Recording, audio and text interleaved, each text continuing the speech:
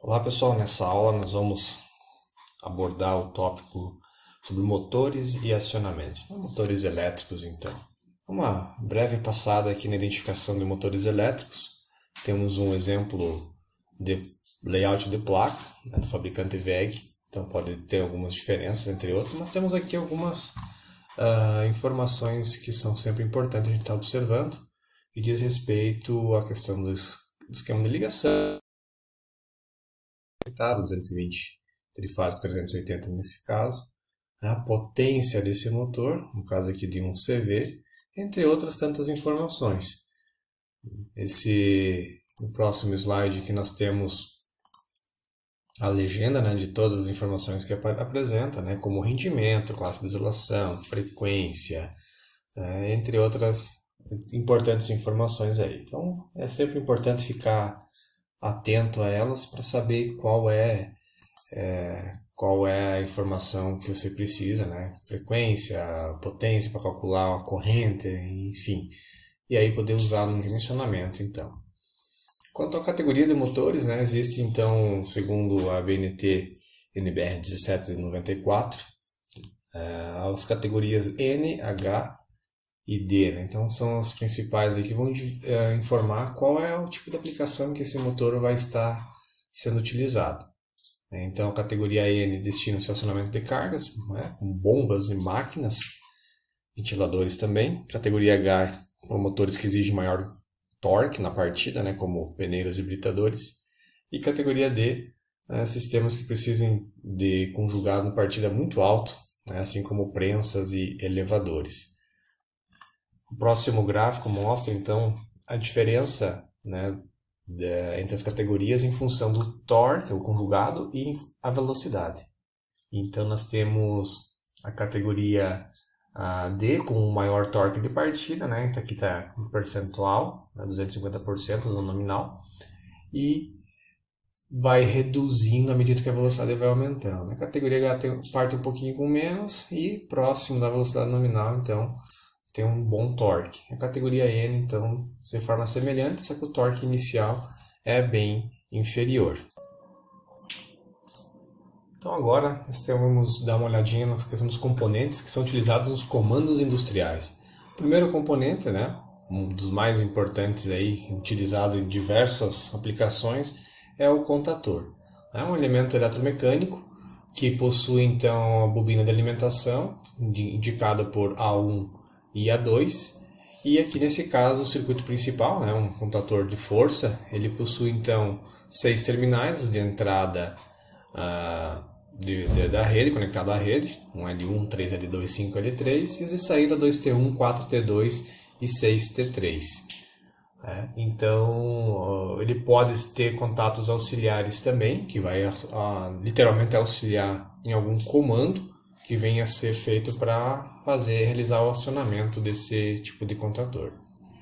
Nesse caso aqui a gente tem os elementos para esse modelo de contator, eles são acoplados em cima, podem ser do tipo normalmente fechado ou normalmente aberto. Os normalmente fechados são identificados como 1 e 2 e os 3 e 4 para normalmente aberto. Os 5 e 6 são utilizados para contatos NF com retardo na abertura, e 7 e 8 são contatos NA com adiantamento durante o fechamento. Conforme a função, a quantidade de contatos auxiliares que eu vou ter uma numeração adicional. Então, no caso aqui, o 13 e o 14 significa um contato aberto, a primeira função é o contato aberto, e a segunda função é uma função fechada, um NF. Então, 1 e 2, mas é a segunda função, então 21, 22, então vai contemplando ali. E conforme eu vou tendo mais contatos, vai tendo um aumento maior dessa numeração. Então a dezena acaba implicando em dizer para nós qual é a sequência. Nesse exemplo aqui, um contator auxiliar, ele não tem contatos de força, ou seja, ele não vai ser utilizado para acionamento de carga, mas sim ele serve como auxílio no comando. Normalmente comandos que são feitos sem uso de CLP necessitam de contatores auxiliares adicionais. A IEC 947 ela fala então com relação à categoria de emprego, a forma com que eu vou utilizar esse contator, quais são as cargas permitidas para cada categoria então. A AC1 então são cargas com fator de potência mínimo ou igual a 0,95 ou cargas puramente resistivas. Aí a gente vai avançando, a gente vai ter a categoria AC2, né? Então é uma classificação do contador, né? Nesse caso então é utilizado o AC2 para motores em anéis, né? Porque o fechamento do contador estabelece uma corrente maior do que a nominal, né? Então ele vai suportar essa corrente de 2,5 vezes maior. O AC3 vai suportar correntes partida de 5 a 7 vezes, que é o que acontece com um motor em gaiola, né? Um motor em gaiola. Então, nesse caso, ele tem que ter uma resistência maior, suportar melhor essa corrente na partida, principalmente. O AC4 são utilizados para manobras pesadas, né? Acionar motores a plena carga, também inversão, funcionamento intermitente. Então, exige mais do contador. O AC6B vai ser utilizado para a manobra de contatores, que é outro componente industrial bastante utilizado e que não pode ser conectado à rede elétrica com qualquer contator. Então existem contatores específicos para isso, que depois a gente vai ver também mais a seguir sobre esse tipo de contator. Para a questão de cargas, então tudo o que a gente viu até agora é para cargas alternadas. Agora para cargas CC também vai ter uma classificação, né? Tem o DC1, cargas não indutivas, né? Principalmente fornos resistivos, DC3 motores shunt e o DC5 para motores sérios, partida, inversão de fase, funcionamento por pulso, né? Então o contador ele vai ter então essa categoria de emprego que deve ser observada e deve ser definida pelo tipo de carga que ele vai acionar. Então, os critérios de escolha, basicamente, vão estar em torno da categoria de emprego, principalmente, corrente nominal, tensão de comando, pode ser CC, pode ser CA, pode ser 24 volts, pode ser 220. Né? Lembrando que usar 24 volts já atende requisitos da NR10, onde a gente tem uma tensão de segurança aplicada, então, do ponto de vista de segurança, vai trazer um maior conforto para a questão dos operadores, né? Outra informação que vai estar também ligada à categoria de emprego é a frequência de manobras, né, e a quantidade de contatos auxiliares para a gente poder fazer o comando dessa partida, né, esse acionamento do motor ou de uma carga qualquer. O contador CWB, só para trazer um modelo um pouquinho diferente, e não só a WEG, mas outras empresas também trazem soluções nesse sentido, visando reduzir o espaço ocupado por esses equipamentos. Então é um modelo que ele vai acabar ocupando um espaço menor, né, vai poder utilizar num quadro, né, colocar um acionamento adicional. Aqui no exemplo, né, também tem essa possibilidade do cabo ser feito por cima, aqui não precisa usar a canaleta superior, então tu consegue trazer os dois contatos auxiliares na mesma canaleta, diferente desse modelo, no modelo da direita aqui. Então são algumas inovações que acabam trazendo para o setor elétrico, né? Cada empresa desenvolve a sua tecnologia, então, com suas novidades.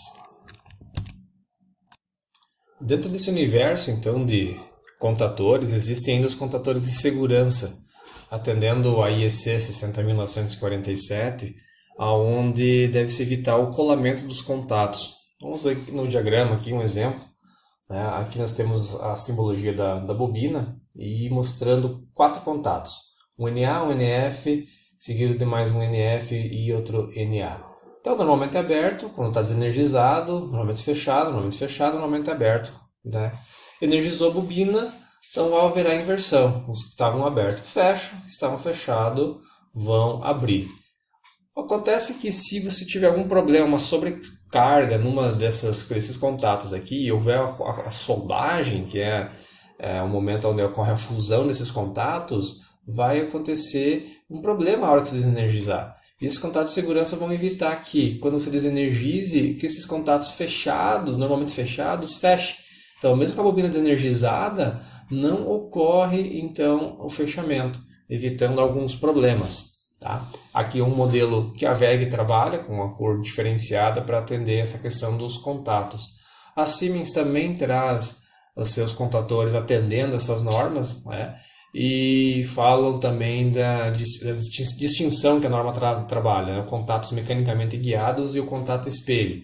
E no final eles acabam afirmando, né, que as características de ambos os tipos de contatos são absolutamente idênticos, né, não tem diferença, apesar da simbologia diferir, mas todos eles têm essa questão de fazer a proteção quando houver um colamento, né, com a soldagem de um dos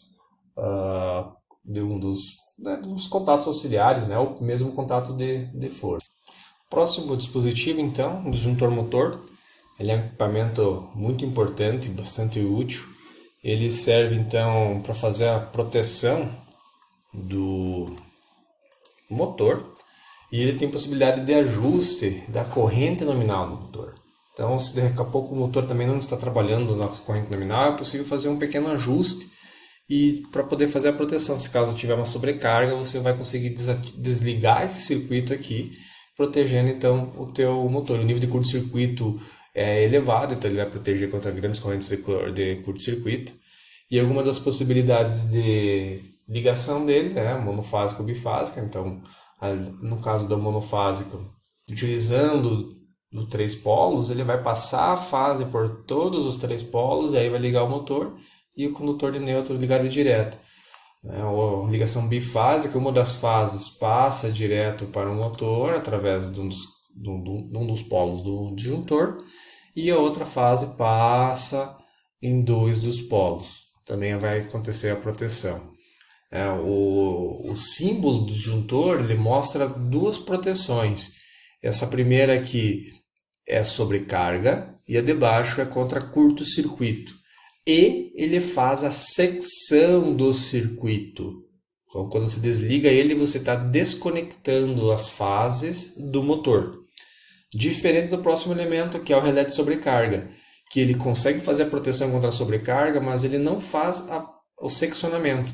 Ele vai apenas enviar através dos contatos auxiliares, né, 95, 97, 98 e 96, que estão aqui nesse bloco. Ele vai apenas comandar e desligar o contator do circuito. Então aqui é o motivo de atenção. Então o contator ele sempre vai ter que estar em conjunto com o relé de sobrecarga nesse caso. E a ação de sobrecarga é o seu princípio de funcionamento básico aí da junção de 2 bimetais, né? Também é conhecido como relé bimetálico, que conforme o aquecimento gerado pela corrente que circula pelos polos, vai haver uma deflexão e o respectivo acionamento então dos contatos auxiliares. Aqui está a simbologia, nota que ele contempla apenas esse símbolo que significa a proteção contra a sobrecarga. E no próximo aqui nós temos os contatos auxiliares, né? 2 fechados e um bloco aberto, que são comandados por essa ação de sobrecarga. A forma de conexão dele também de forma semelhante ao que era o disjuntor motor, né? Só que o contator aqui é obrigatório estar em série com o nosso relé de sobrecarga. Aqui uma ligação tripolar e essa aqui é uma ligação bipolar.